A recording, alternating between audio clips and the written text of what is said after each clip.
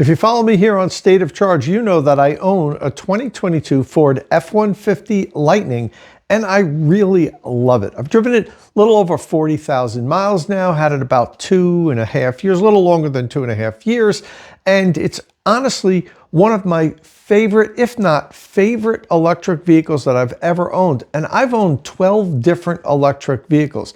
It does everything that I needed to do extremely well, and overall, I couldn't be more satisfied with my Lightning.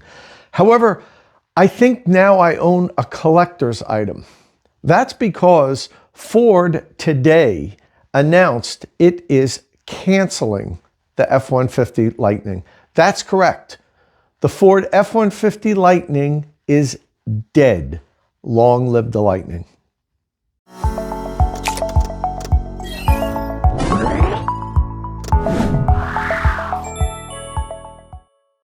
So Ford announced today that the F-150 Lightning, which is currently on production pause, will not resume production. Whatever inventory they have, that's it for the Lightning.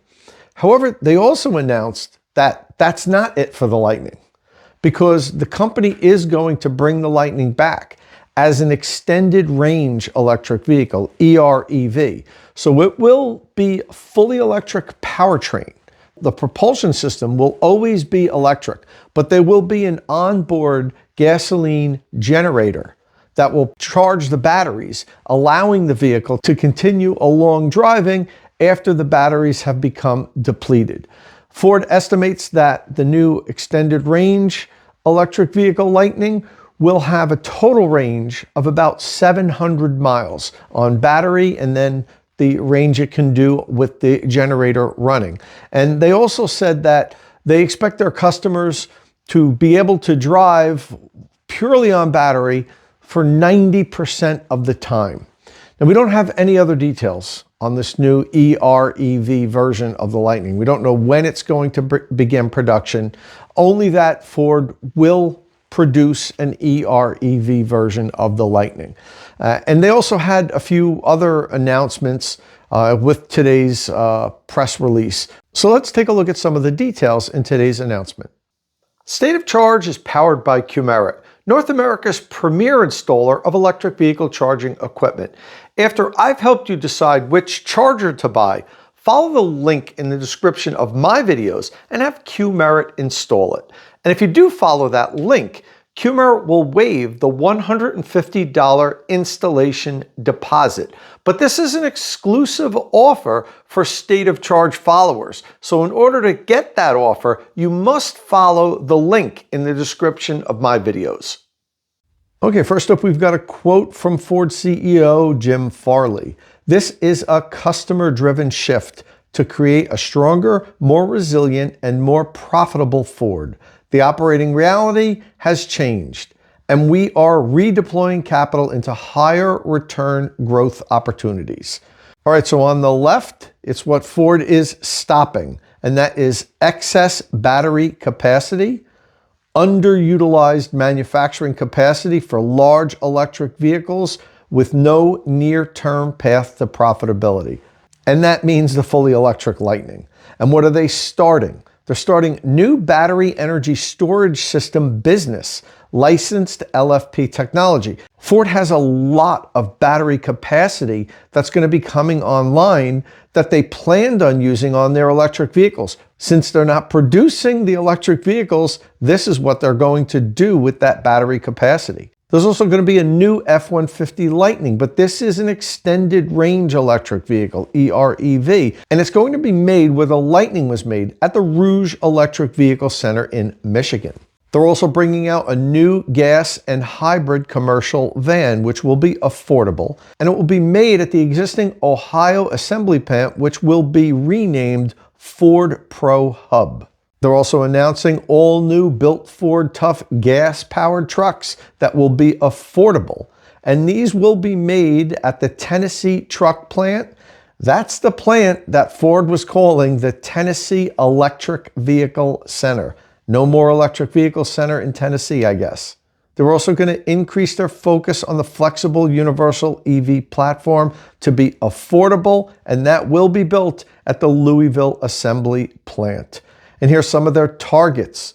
Their targeted global mix of hybrids, extended range EVs, and fully electric vehicles shifts from 17% to 50% by 2030. They expect to have margin improvements across Ford Model E, Ford Pro, and Ford Blue. And they expect the Model E division to be profitable by 2029. So as disappointing as it is to hear this, I'm not entirely surprised. When Lightning production went on pause a few weeks ago, I think the writing was kind of on the wall. And when Jim Farley attended a press conference with the president, he talked about lowering the cost and giving customers the vehicles that they want, all the things that the current president wants to hear. I think that was telling at that press conference that something was coming out of Ford soon that was going to be in line with what this current administration wants to hear. And this is certainly in line with what this current administration wants to hear. The loss of the federal tax credit certainly plays a role on Ford's decision to cancel the Lightning. It was a hard sell to begin with because of the cost. You remember when Ford first announced the Lightning, there was going to be a base model for $40,000, $39,995, I think it was. And then COVID hit and the world just went nuts and the cost of everything went crazy. The supply chain got so disrupted, it still hasn't recovered. And all of a sudden, Ford had like 2 or 3 price increases within 6 months of the Lightning. They then had since lowered the price once or twice, but never to the levels that was expected when the Lightning was first announced. And that's a big problem because when you have these vehicles sitting on the lot and a comparable combustion F-150 is sitting next to it, and the Lightning is $10,000 to $15,000 more, that is a problem for the salesperson to be able to communicate the value of driving electric. And one of the big pain points is currently the dealerships, that the sales staffs just can't convey that value. And they can't sit down with a pen and pad and say, look, if you drive this for X amount of miles, you're going to save this amount of money on your electric bill. You don't have to come in for oil changes. It's basically tires and wiper blades. That's the only thing you have to worry about. And most people just can't do the math. They look at their monthly payment on the vehicle and say, wow, the electric one's $100 more a month. Like, that's crazy. Why would I ever go for that? Meanwhile, if they really rolled the numbers, they'd figure out that they'd be ahead of the game. Their total cost of ownership would be less. But this is a problem. It's not just a Ford problem. All the OEMs have a difficulty conveying the value of driving electric. And I think that's part of the reason why the Lightning didn't do as well as a lot of people expected it to do. I know I loan my Lightning out to my friends all of the time. And I have friends that would have never considered an electric vehicle, that after they drive it for a day or two are like, this thing's fantastic. Maybe I'll buy a used one, or what do they cost? It's very hard to get people to get over that initial hump of the mindset that the electric pickup trucks can't do the duty cycle that pickup trucks need them to do. Now, there is still a problem with towing. You can't sugarcoat it. Electric pickup trucks, any of them, even the General Motors pickup trucks that have huge 220 or 230 kilowatt hour battery packs, even they're not perfectly suited for towing. And that's because the infrastructure is not there. In order for electric vehicles to really be good long distance towing vehicles, we need pull through charging stalls, which there's very few of them out there, because when you're pulling a trailer, even if there's a charging station along your route, if you have to nose into that charging station and you're pulling a trailer, you could be blocking the entire parking lot that the charger is located in.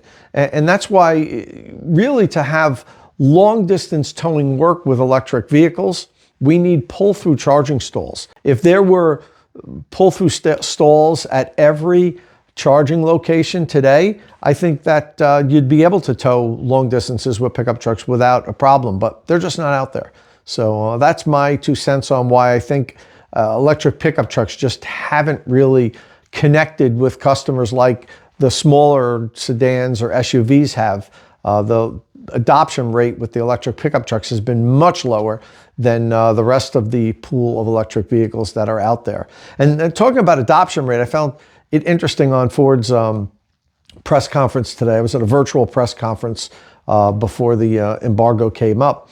And one of the things they talked about was they said that at this point of time, late 2025, the company estimated that they'd be at 45% adoption. That overall, the market would be at 45% adoption for electric vehicles. And I don't know where they came up with that. That's bonkers. To think that by 2025, the whole country would be at nearly 50% electric vehicle adoption. If that was your bar, then yeah, you were going to be disappointed and sales were not going to be as good as you expected, because this is going to be a gradual climb. The adoption rate, I think at least, is going to be gradual. I think at one point, once we get slowly over 50% adoption, then it might start picking up faster. But the march to getting to 50% adoption is going to be a slow, gradual increase, and particularly now with the tax credit going away, it's going to slow it up a little bit more, but not more than another year or two to get to 50% adoption, in my opinion. All right, well, that's all we have here today. Leave your comments in the comment section below. I'm curious to hear your thoughts on Ford canceling the BEV version of the Lightning, and again, at some point, you're bringing us a plug-in hybrid version or EREV version. I wish we had some sort of clarity on when that was coming, but we don't. And I asked the questions, and they really don't know. So that leads me to believe it's not anytime soon, perhaps not even in 2026, but hopefully it comes sooner than later. So that's all I have here today. If this is your first time here at State of Charge, please hit that subscribe button and ring the notification bell so you don't miss any upcoming electric vehicle news and reviews. And as always, thanks for watching.